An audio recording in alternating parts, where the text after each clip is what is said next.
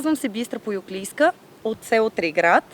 Работя като ветеринарен лекар и изключително много обичам професията си. С пчеларство се занимавам от края на 2015, началото на 2016 година, когато дъщеря ми беше на почти годинка. Започнах с пчели, първо защото пчелите за мен още докато бях студентка и изключително много ме възхитиха като начин на организация на семейството, начин на живот и ползи за хората. И изключително интересно ми беше етапите, през които преминава една пчеличка от излюпването си до това да стане пчела-работничка. Истината е, че в началото не знаех с какво се забърквам, защото си мислех, че да преглеждаш пчели е същото като да отглеждаш пчели. Не е така и всяко едно семейство всъщност си е една отделна вселена. Това е наука, която изключително трудно е да се разгадае, да се изучи, а камо ли пък да станеш специалист в нея. Защото всяко семейство е само за себе си, всяка година е година за година и не е толкова лесно, както някои хора смятат, че това е сезонно и във всички животновъдства пчеларството е едва ли не най-лесното от всички отрасли. Не казвам, че е трудно, за мен е забавно, интересно и изключително полезни са нещата, които добиваме от пчелите, но си е, честно казано, предизвикателство. В началото, като започнахме, кошерите бяха от стария модел Даданблат и ние искахме да обновим целия пчелин тук. Той е на много, много готино място, но идеята ни беше, освен мед, да можем да добиваме и цветен прашец. Тъй като прашеца е единствения продукт, който пчелите, ако живеят и работят на място, което е екологично чисто, то съответно и продуктът е такъв. Меда могат да го преработят дори и в София да отглеждате пчели. Независимо, че има прах, има замърсявания, меда те могат да го преработят чрез своите жлези. Прашеца е такъв, каквото е мястото, откъдето е добито. И всъщност, когато закупихме новите кошери по програма, вече имахме възможността, освен мед, да имаме и цветен прашец. И така вече не само, че обогатихме асортимент. Цветен прашец, пчелен клей и мед, въпреки че пчелина ни е на 1250 метра надморска височина и е относително малък добива, дори в добри години.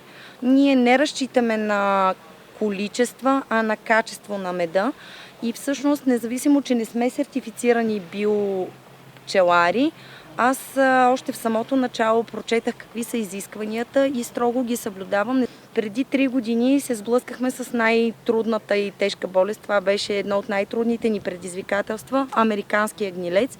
И тогава загубихме 5 от нашите семейства. Зимата беше мека, но пролетта падна сняг. И семействата ни от 33 в началото всъщност останаха около 13. Лека по лека започнахме да ги увеличаваме и в момента към днешна дата са ни 22 семейства.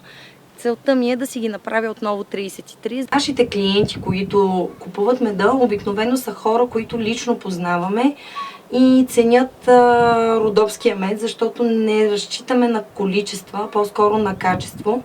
Поради тази причина хората, които са ценители на меда, те си взимат за себе си и за семействата си, за през зимата да имат лекарство, вместо да купуват лекарства от аптеката.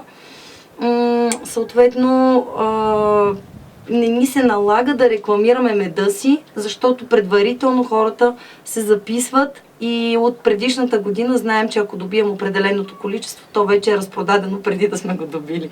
Като човек, който е завършил ветеринарна медицина, аз имах доста базови знания, както казах, и за живота на пчелите, и за начина, по който се добива продукцията, съответно и за болестите. Но ако човек стартира сега и тотално не знае къде се намира, за щастие имаме много добър пчеларски форум в България, в който колеги пчелари споделят опита си и човек може да се учи от тях.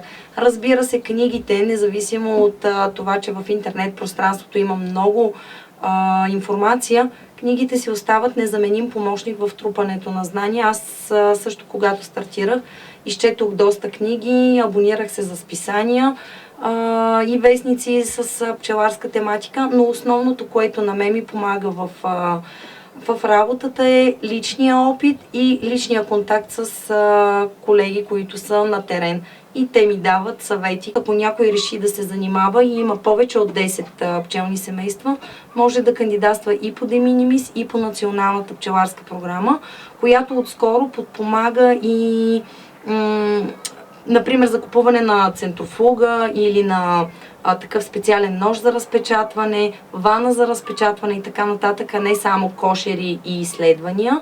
Един млад пчелар, който иска да се занимава с пчеларство и това да му е като основен източник на доход, ако ги гледа на тази надморска височина, където ние, истината е, че трябва да има поне 80-100 кошера. Има смисъл човек да се занимава особено с биологично пчеларство, защото тогава може да вземе справедлива цена за меда. Пчеларството наистина го избрах по причина, че мога да съвместявам професията си с този тип дейност.